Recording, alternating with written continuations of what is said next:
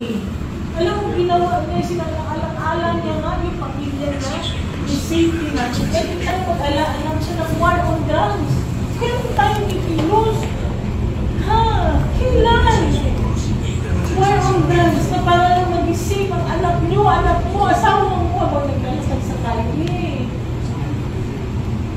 Wala naman due process. Bakit kaya mas natanatag kayo na wala nga rin nagre-reklamo. Hayaan mo yung ibang country ang mag-ano.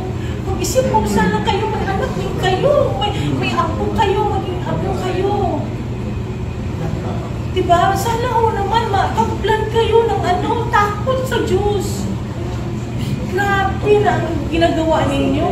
Kailan kayo? Kailan? Taxpayer ako. Ito ang gawain nyo. Ako nagpapasweldo sa inyo. Ako nagpapasweldo sa inyo.